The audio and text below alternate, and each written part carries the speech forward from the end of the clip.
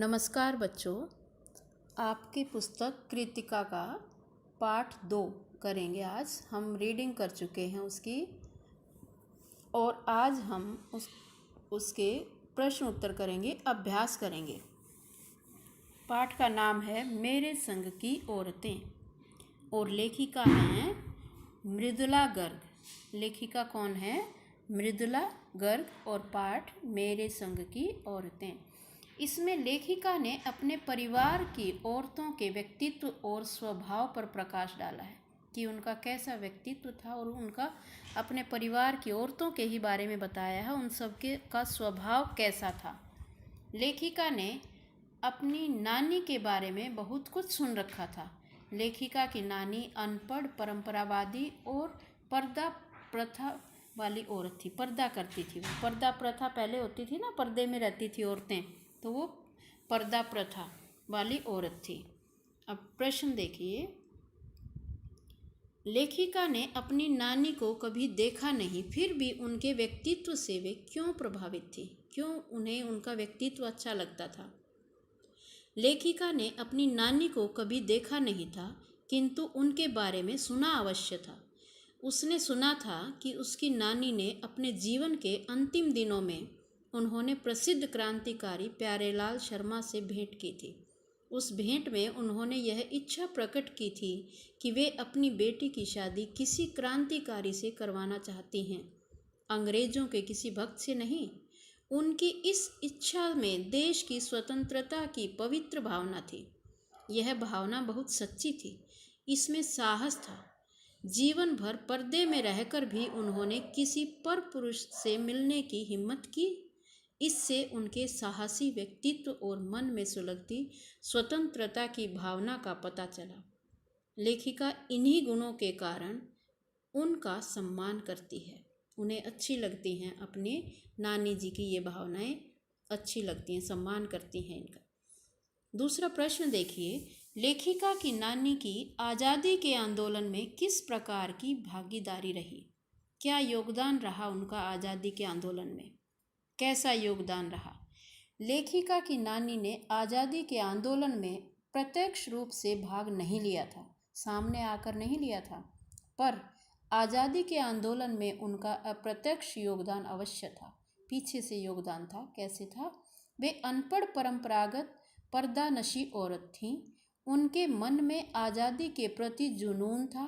यद्यपि उनके पति अंग्रेज़ों के भक्त थे और साहबों के समान रहते थे, पर अपनी मृत्यु को निकट देखकर उन्होंने अपने पति के मित्र स्वतंत्रता सेनानी प्यारेलाल शर्मा को बुलवाया। स्वतंत्रता सेनानी, ध्यान से देखेंगे, प्यारेलाल शर्मा को बुलवाया और स्पष्ट रूप से कह दिया कि उनकी बेटी का वर वे ही अपने समान ही किसी स्वतंत्रता के दीवाने लड़के को खोज कर दें शादी उसकी। इससे उनकी बेटी का विवाह आज़ादी के आंदोलन में भाग लेने वाले उस लड़के से हो सका जिसे ICS परीक्षा में बैठने से रोक दिया गया था। इस तरह उसकी नानी ने आज़ादी के आंदोलन में भागीदारी निभाई।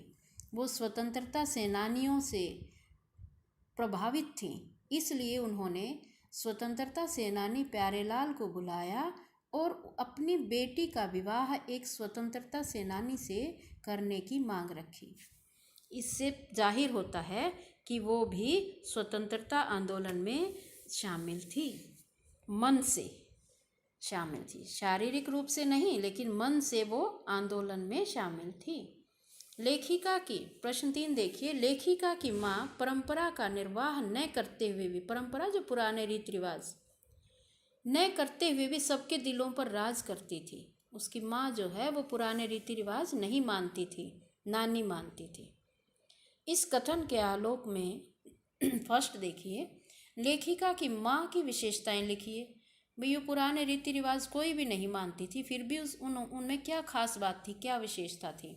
और दूसरा पार्ट इसका लिखेंगे, लेखिका की दादी के घर के माहौल का शब्द चित्र अंकित कीजिए।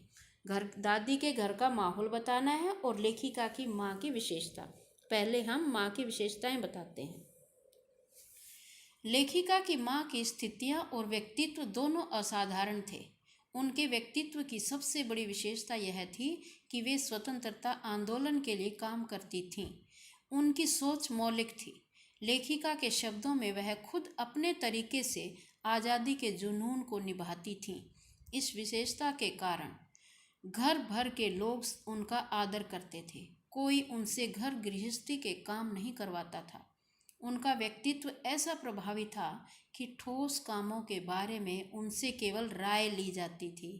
वो नहीं कि जैसे घरेलू स्त्रियां घर के ही काम करती रहती हैं, नहीं, राय ली जाती थी और उस राय को पत्थर की लकीर मानकर निभाया जाता था। और जो राय लेते थे फिर उसको निभाते भी थे। लेखिका की माँ का सारा समय किताबें पढ़ने, साहित्य चर्चा करने और संगीत सुनने में बीतता था। वे कभी बच्चों के साथ लाड प्यार भी नहीं करती थीं। उनके मान सम्मान के दो कारण प्रमुख थे। वे कभी झूठ नहीं बोलती थीं। वे एक की गोपनीय बात दूसरे से नहीं कहती थी। गोपनीय बात मीन्स अगर कोई अपने दुख सुख की बातें शेयर करता तो वो किसी और के सामने नहीं रखती थी। गोपनीय मीन्स छुपाने वाली बातें। ख पाठ देखिए। अब लेखिका की दादी के बारे में देखिए। लेखिका की दादी के घर में विचित्र विरोधों का संगम था। विचित्र विरोधों, एक दूसरे के विरोध। परदादी लीक से परे हटकर थीं। वे चाहती थीं कि उनकी पतोहू मीन्स लेखिका की माँ, पोते की बहू, पतोहू को होने वाली पहली संतान कन्या हो। उसने यह मन्नत मानकर जग जाहिर भी कर दी थी। जग जाहिर करना मीन्स सबको बता देना। भगवान से मन्नत मांग ली और फिर सबको बता दी। इससे घर के अन्य सभी लोग हैरान थे, परंतु लेखिका की दादी ने इस इच्छा को स्वीकार करके होने वाली पोती को खिलाने दुलारने की कल्पनाएं भी कर डाली कि मैं अपनी पोती को ऐसे रखूंगी, ऐसे खिलाऊंगी, ऐसे कल्पनाएं करी, इच्छाएं। लेखिका की माँ तो बिल्कुल ही विचित्र थी। ये मात्राएं मिटी हुई हैं, आप फिर से सुनेंगे इसे। लेखिका की माँ तो बिल्कुल ही विचित्र थीं। वे घर का कोई काम नहीं करती थीं। वे आज़ादी के आंदोलन में सक्रिय रहती थीं। अनुस्वार का ध्यान रखना, था के बाद थीं। सम्मानजनक, जब हम किसी के लिए सम्मान सूचक शब्द लिखते हैं तो वो बहुवचन में आते हैं। उन्हें पुस्तकें पढ़ने, संगीत सुनने और साहित्य चर्चा करने से ही फुर्सत नहीं थी। उनके पति भी क्रांतिकारी थे। वे आर्थिक दृष्टि से अधिक समृद्ध नहीं थे, बहुत पैसा नहीं था उनके पास। विचित्र बात यह थी कि लेखिका के दादा अंग्रेजों के बड़े प्रशंसक थे। उनकी प्रशंसा करते रहते थे लेखिका के दादाजी अंग्रेजों की। घर में चलती उन्हीं की थी, किंतु घर की नारियां अपने अपने तरीके से जीने के लिए स्वतंत्र थीं। लेकिन वो उन पर कोई गुलामी नहीं रखते थे, कोई अपनी बात नहीं थोपते थे। वो स्वतंत्र थी अपने आप में। कोई किसी के विकास में बाधा नहीं बनता था।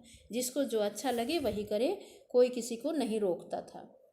प्रश्न 4 देखिए। आप अपनी कल्पना से लिखिए कि परदादी ने पतोहू के लिए, पतोहू मीन्स पोते की बहू, पहले बच्चे के रूप में लड़की पैदा होने की मन्नत क्यों मांगी। सोचकर बताइए कि ऐसा क्यों हुआ होगा, उसने मन्नत लड़की की क्यों मांगी। परदादी ने पतोहू के लिए पहले बच्चे के रूप में लड़की पैदा होने की मन्नत इसलिए मांगी ताकि वे परंपरा से अलग चलने की जो बात करती थीं उसे अपने कार्य व्यवहार द्वारा सबको दर्शा सकें कि सिर्फ बातों में ही मैं ऐसी परंपरा से अलग चलने वाली नहीं हूँ, मैं सच में, मेरे अंदर भी ऐसा है जो मैं तुम सबसे अलग हूँ। इसके अलावा उनके मन में लड़का और लड़की में अंतर समझने जैसी कोई बात न रही होगी, या दूसरा कारण ये भी हो सकता है कि वो लड़के और लड़की में कोई भेदभाव नहीं करती होंगी। प्रश्न 5 देखिए। डराने, धमकाने, उपदेश देने या दबाव डालने की जगह सहजता से किसी को भी सही राह पर लाया जा सकता है। पाठ के आधार पर तर्क सहित उत्तर दीजिए। किसी को भी बिना डराए धमकाए, बिना मारे भी क्या हम सही रास्ते पर ला सकते हैं, वो पाठ के आधार पर बताना है। ये उसी घटना से संबंधित है जब वो चोर चोरी करने आया और उसे बड़े प्यार से बिना मारे पीटे उसको सही रास्ते पर ले आए। अब इसका उत्तर सुनिए। इस पाठ से स्पष्ट है, ये नीचे वाला लिखेंगे आप, ये रिपीट है, इस पाठ से स्पष्ट है कि मनुष्य के पास सबसे प्रभावी अस्त्र है अपना दृढ़ विश्वास और सहज व्यवहार। अपना व्यवहार अच्छा हो, विश्वास हो अपने ऊपर, तो वो सब उसके अंदर बहुत अच्छी बातें हैं। यदि कोई सगा संबंधी गलत राह पर हो तो उसे डराने, धमकाने, उपदेश देने या दबाव देने की बजाय सहजता से व्यवहार करना चाहिए। लेखिका की नानी ने भी यही किया। उन्होंने अपने पति की अंग्रेज भक्ति का न तो मुखर विरोध किया, न समर्थन दिया, न तो अपना मुंह खोल कर विरोध किया और न ही उसको समर्थन दिया। वे जीवन भर अपने आदर्शों पर टिकी रहीं। परिणाम स्वरूप अवसर आने पर वह मन वांछित कार्य कर सकी। तो इसी का ये कारण था कि वो अपने अनुसार कार्य कर सकी समय आने पर। लेखिका की माता ने चोर के साथ जो व्यवहार किया वह तो सहजता का अनोखा उदाहरण है। उसने न तो चोर को पकड़ा, न पिटवाया, बल्कि उससे सेवा ली कि मुझे पानी पिला दो, कहा था ना, मेरे लिए ये बर्तन लोटा साफ करके पानी ले आओ, और अपना पुत्र बना लिया। उसके पकड़े जाने पर उसने उसे उपदेश भी नहीं दिया, कुछ और आगे लेक्चर भी नहीं दिया, कोई उपदेश नहीं सुनाया, न ही चोरी छोड़ने के लिए दबाव डाला, और उसको ये भी नहीं कहा कि चोरी करना छोड़ दो। उसने इतना ही कहा, अब तुम्हारी मर्जी, चाहे चोरी करो या खेती। उसकी इस सहज भावना से चोर का हृदय परिवर्तित हो गया, बदल गया। उसने सदा के लिए चोरी छोड़ दी और खेती को अपना लिया। ये देखो, चोर को यहाँ पकड़ाया है, पकड़ा इसने, दबोच लिया, लेकिन इसने इसको पानी पिलाया और इन्होंने इसे अपना बेटा मान लिया, और फिर इसने श्रद्धा भाव से ही खेती का कार्य अपना लिया, इनके बिना किसी डांट फटकार के। प्रश्न 6 देखिए। अब इसमें ज़्यादा प्रश्न हैं, अभी कल डिस्कस करेंगे, बाकियों को आज के लिए इतना ही। धन्यवाद।